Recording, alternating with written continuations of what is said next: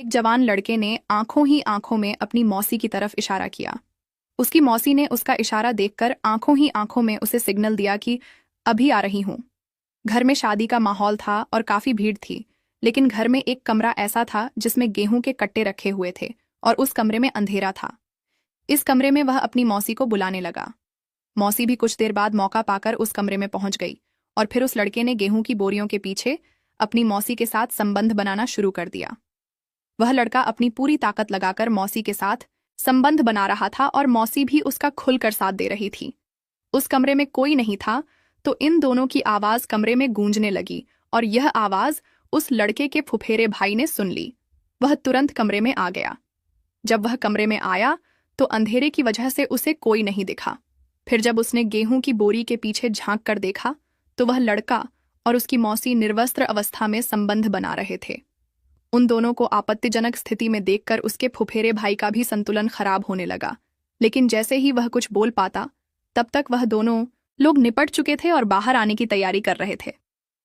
जैसे ही उस लड़के ने बाहर झांक कर देखने की कोशिश की तो सामने उसका फुफेरे भाई खड़ा था। उसे देखकर उस लड़के की हवा खराब हो गई। अब वह सोचने लगा कि इसने सब कुछ देख लिया है और यह सभी लोगों से कह देगा। तभी वह अपने फुफेरे भाई से किसी से कुछ भी न कहने की मिन्नतें करने लगा। तभी उसका फुफेरे भाई उससे बोला, तुम यह रिश्तों को कलंकित कर रहे हो और अपने ही घर में ऐसा गलत कार्य कर रहे हो। इस बारे में मैं सबको बता दूंगा और अगर तुम चाहते हो कि मैं इस बारे में किसी को न बताऊं तो अपनी मौसी से कहो, जो वह तुम्हारे साथ कर रही थी वह मेरे साथ भी करे। ये बात सुनते ही उस लड़के का दिमाग खराब हो जाता है। वह तुरंत कहता है कि यह मेरे और उनके आपस का मामला है, इसमें तुम दखलंदाजी करोगे तो अच्छा नहीं होगा। इसी बात को लेकर इन दोनों के बीच विवाद हो जाता है और आगे की कहानी काफी इंटरेस्टिंग हो जाती है। वह पूरी कहानी मैं भी आपको सुनाने वाली हूं। दोस्तों, आप लोग मेरे अपने लोग हैं, मेरे देश के लोग हैं। मेरी बस आपसे यही विनती है कि अगर आप इंडिया से इस वीडियो को देख रहे हैं तो कमेंट में अभी यस लिख दीजिए और वीडियो को एक लाइक करके चैनल को सब्सक्राइब कर दीजिए। जो लोग मुझे अपना मानते हैं वो लोग तो प्लीज मेरे लिए इतना कर ही दें। तभी इन दोनों के विवाद के बीच बाहर से जोर जोर से दरवाजा पीटने की आवाज आने लगी। अंदर कौन है? दरवाजा खोलो। तभी रमेश और मौसी के तो होश उड़ गए और उसका फुफेरे भाई संजू भी चौंक गया और बोला, अगर किसी ने पकड़ लिया तो पूरे घर में बवाल मच जाएगा। मौसी ने जल्दी से दुपट्टा ठीक किया और घबराते हुए बोली, अब क्या करें? रमेश ने इशारे से सबको चुप रहने को कहा, लेकिन बाहर से आवाज और तेज होने लगी। बाहर से कोई बोला, हम लोग खाना लेने आए हैं, जल्दी खोलो। यह आवाज रमेश के छोटे चचेरे भाइयों की थी। शायद उन्हें इस कमरे में से खाना लेकर जाना था। रमेश ने घबराते हुए इशारा किया कि सब शांति से रहें। तभी उसका फुफेरे भाई संजू समझदारी दिखाते हुए बोला, चुपचाप खिड़की से निकलते हैं। संजू ने धीरे से खिड़की खोली और सबसे पहले बाहर कूदा। फिर रमेश भी कूद गया, लेकिन मौसी थोड़ी डरी हुई थी। लेकिन रमेश ने हाथ पकड़कर उसे भी बाहर निकाल लिया। तीनों जल्दी जल्दी अंधेरे में छिपे हुए बाहर निकले और अलग अलग दिशा में चल दिए ताकि किसी को शक न हो। रात को जब सब शादी के मजे में लगे थे तब रमेश और संजू अकेले मिले। रमेश गुस्से से भरा हुआ था। तभी वह बोला, देख, तूने जो कहा था वह फिर से मत दोहराना। तभी संजू हंसते हुए बोला, भाई, तू अपनी मौसी के साथ ऐश कर सकता है लेकिन मैं नहीं, ये कौन सा इंसाफ है? तभी रमेश को गुस्सा आ गया, लेकिन तभी उसके फुफेरे भाई संजू ने धीरे से कहा, अगर तू चाहता है कि मैं किसी को कुछ न बताऊं तो मौसी से कह, जो उन्होंने तेरे साथ किया वह मेरे साथ भी करें, वरना सुबह तक पूरा परिवार जान जाएगा कि तुम लोगों ने क्या गुल खिलाए हैं। ये सुनकर रमेश को काटो तो खून नहीं। अब वह सोचने लगा, अगर बात बाहर निकली तो इज्जत मिट्टी में मिल जाएगी। अब उसके पास सिर्फ दो रास्ते थे, या तो संजू को किसी तरह चुप कराए या फिर संजू की बात मान ले। फिर रमेश के दिमाग में एक खतरनाक प्लान आया। वह संजू को चुप कराने के लिए कुछ भी करने को तैयार था। अगर आप अभी तक कहानी में बने हुए हैं तो कृपया वीडियो को एक लाइक कर दीजिए। अब उसके पास कोई और रास्ता नहीं था तो उसने पूरी बात जाकर अपनी मौसी को बताई। जब मौसी ने यह सब सुना तो वह दंग रह गई और फिर उससे कहने लगी, अगर तुम्हारे फुफेरे भाई ने सबको हमारे बारे में बता दिया तो क्या होगा?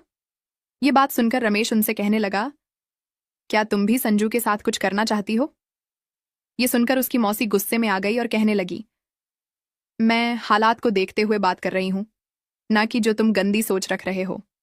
उस बारे में मैं तुमसे बस इतना कहना चाहती हूँ कि अगर उसने हम लोगों के बारे में किसी को बता दिया तब क्या होगा। तभी रमेश कहने लगा, कैसे भी करके अभी आप इसको अपनी बातों में उलझा लो और शादी निपटाने के बाद हम लोग इससे अच्छे से बात कर लेंगे।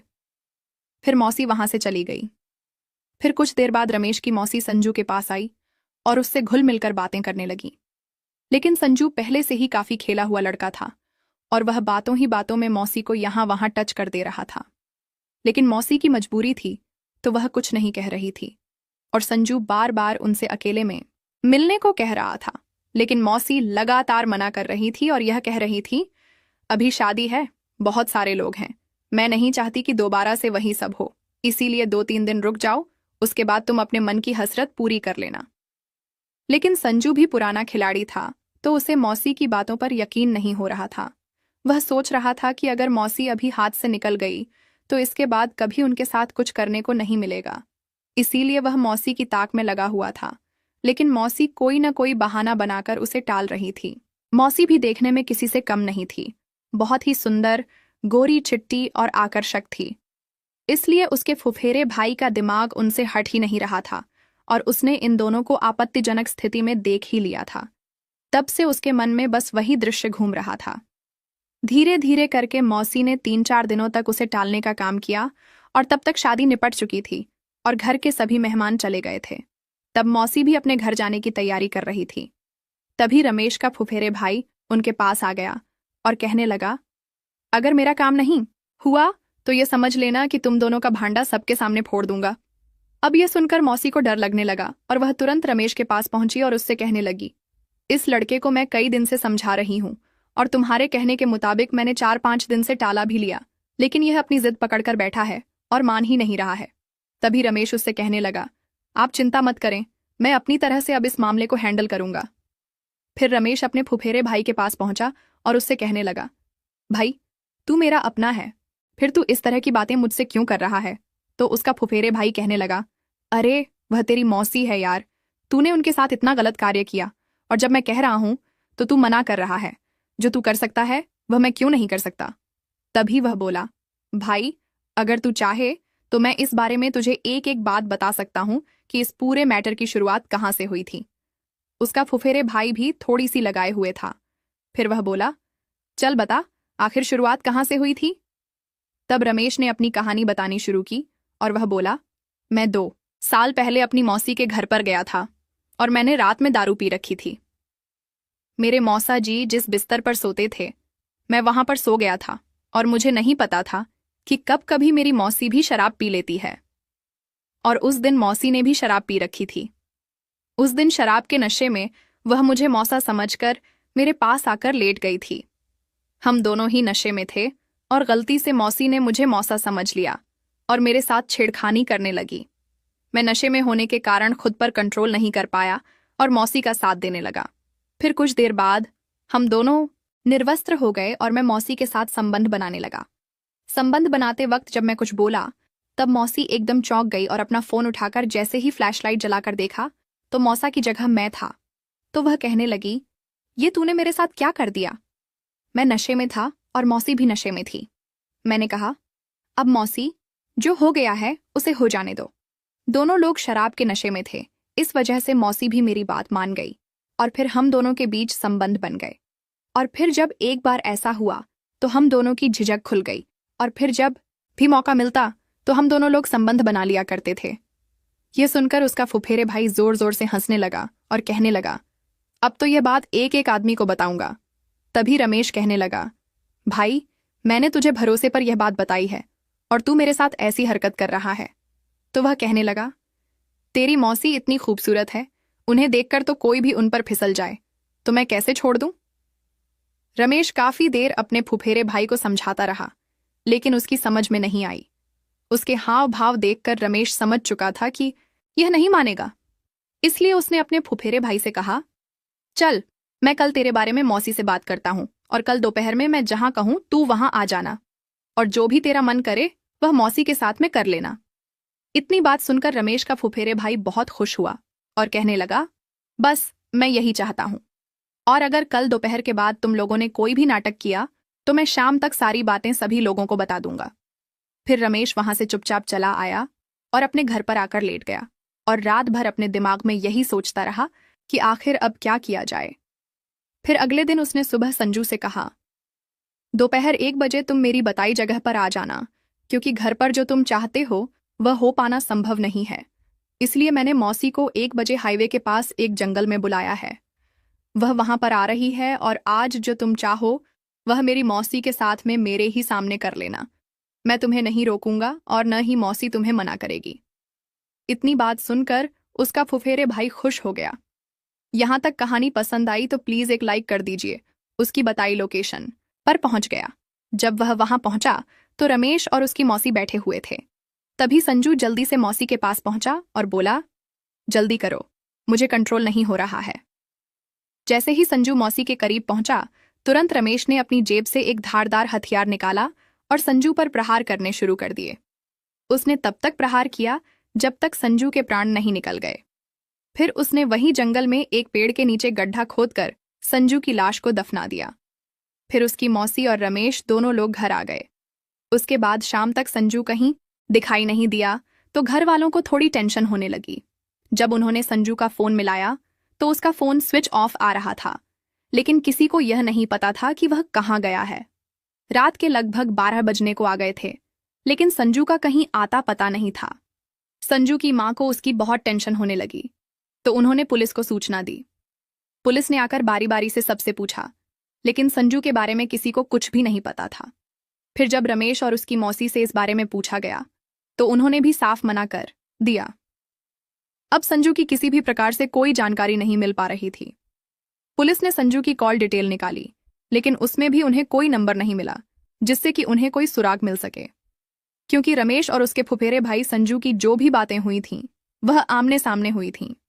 फोन पर या मैसेज पर कोई भी किसी भी तरह की बात नहीं हुई थी और यह दोनों रिश्तेदार थे।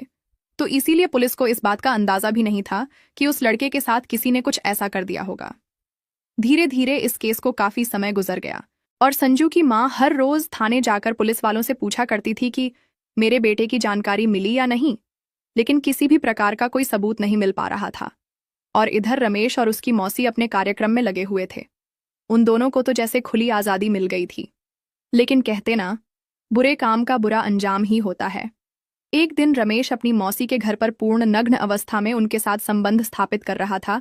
तभी अचानक से उसके मौसा घर पर आ गए और उन्होंने इन दोनों को रंगे हाथों पकड़ लिया। जब मौसा ने इन दोनों को रंगे हाथों पकड़ा तो उन्होंने बहुत क्लेश कर दिया। और फिर जब क्लेश ज्यादा बढ़ने लगा और मौसा ने जब रमेश को मारा पीटा तो गुस्से में रमेश के मुंह से यह निकल गया कि मौसा, ज्यादा बदतमीजी मत करो, नहीं तो तुम्हारा अंजाम भी संजू जैसा होगा। यह सुनते ही उसके मौसा सब खेल समझ गए और तुरंत घर से बाहर भाग गए और सीधा थाने पहुंच गए। थाने पहुंचने के बाद उसने पूरी बात पुलिस को बताई। जैसे ही पुलिस ने यह बात सुनी तो तुरंत रमेश और उसकी मौसी को घर से गिरफ्तार कर लिया। थाने ले जाकर जब उन लोगों से शक्ति से पूछताछ की गई तब दोनों ने पूरी बात पुलिस के सामने खोलकर रख दी और उनके बताए अनुसार संजू की डेड बॉडी भी पाई गई। यदि मौसा उस दिन नहीं देखता तो हो सकता था यह दोनों कभी पकड़े ही नहीं जाते। आपको इस कहानी में किसकी गलती लगी, अपनी राय जरूर बताइएगा। मुझे आपकी राय बहुत अच्छी लगती है, इसलिए कृपया कमेंट करके अपनी राय जरूर बताया करें। दोस्तों, लोग आवेश में आकर इस तरह से रिश्तों को कलंकित तो कर देते हैं, लेकिन इन घटनाओं का समाज पर बहुत गलत असर पड़ता है। जो रमेश और उसकी मौसी कर रहे थे वह वाकई समाज में एक गलत उदाहरण था। बाकी आप लोगों की इस बारे में क्या राय है वह आप जरूर बताइएगा।